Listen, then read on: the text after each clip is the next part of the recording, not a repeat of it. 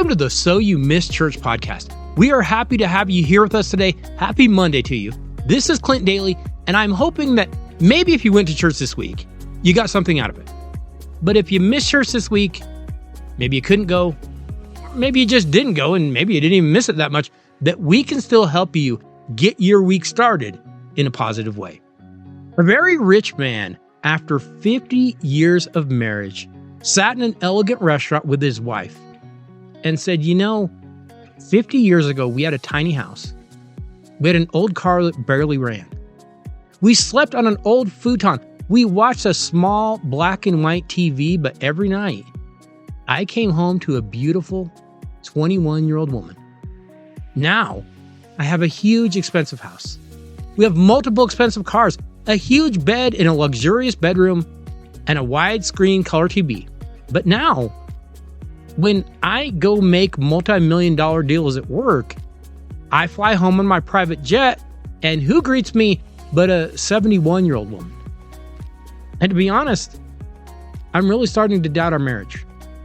And his wife nodded, and she said, I completely understand. I'll make you a deal. You can go find another beautiful 21-year-old woman, and I will make absolutely sure that you will also go back to living in a small house, sleeping on an old futon, and watching an old black and white TV again. Hey, have you ever had doubts? Maybe you doubted a friendship. Maybe you doubted your career choices. Maybe you doubted your marriage or your church. But maybe, way more importantly, you found yourself doubting your faith. Now, if you were raised in a church like I was, having those doubts about God or your faith or the universe in general meant you were more than likely just not believing hard enough. And you quite possibly might be destined for a very, very hot place someday. But I struggle with that mindset. And I'll tell you why. Because the people that God chose to use in the Bible, more than anyone, were people who questioned him. Abraham and Sarah doubted God, and he made Abraham the father of his people. Moses told God, go find someone else to lead your people out of Egypt. Gideon asked God for miracles as proof of what he could do. And of course, the disciple Thomas asked Jesus to touch the scars on his hands, his feet, and his side after he saw him again, after he had seen him crucified.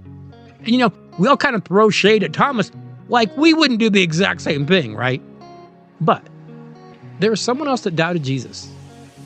And we kind of forget about it. Of course, today is December 1st, and we are now reaching that holiday season. Now, was Jesus born in December? I doubt it. It was probably in the spring, but that is when we celebrate. So if you read the story of the birth of Christ in the book of Luke, we know that prior to Mary being told that she would give birth to Jesus, that the priest Zachariah and his wife, and also Mary's cousin Elizabeth, they were told they would also have a baby.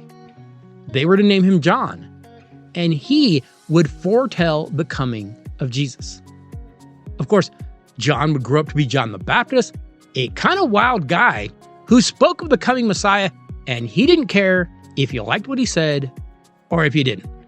John was a bit of a zealot, and he would end up paying for his outspoken preaching with his life.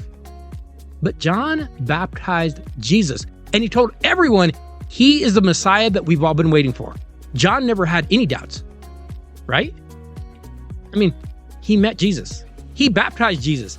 And when he baptized Jesus, Luke said that a voice came from heaven that said, you are my son whom I love. With you, I am well pleased. In Matthew chapter 11, Jesus talks about John the Baptist, and he says, I tell you the truth, among those born of women, there has not risen anyone greater than John the Baptist. Okay, so what in the world would John ever doubt anything? But we go to Luke chapter 7, and John has now been imprisoned by King Herod for speaking out against him and all of his craziness. Meanwhile, Jesus is now traveling with his disciples, and he's performing miracles. He's speaking to crowds. He's healing the sick. He's raising the dead. He's making the lame walk. He's curing the lepers. He's making the blind see and the deaf hear. But in chapter 7, John is in prison. He sends some of his boys to visit Jesus, and here is the message that John sends Jesus. Are you the one who was to come, or should we expect someone else? Hey, John the Baptist was having doubts. Now, we can look at this in one of two ways. We can look at it and say, what a horrible person John was. When he faced a serious trial in his life, he collapsed, he began to doubt, and he really failed, which is what many of us were raised to think. Or we can look at it and say, John the Baptist was human. End of sentence. Hey, if we didn't have any doubts, then wouldn't faith be completely meaningless?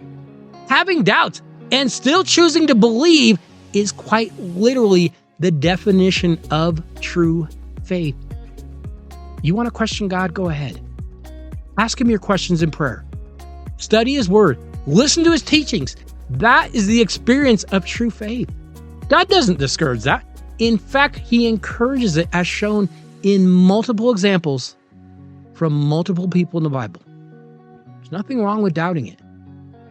What matters is that you come back and show true belief. It's not always easy, but if you're struggling, ask God those questions. Study more, pray more. I promise you, God completely understands. He uses people like that every single day. Hey, remember, you can always contact us at youmisschurch@gmail.com. Feel free to reach out to us because we do want to be a source of encouragement to you. And I have heard from a few listeners. It's always very, very good to hear from you. Remember, you can follow us on Facebook or X at YouMissChurch. You can subscribe to the podcast pretty much anywhere podcasts are hosted, or you can just go find us over on YouTube. Hey, I wish you all a very happy Monday, and I hope you have a great week.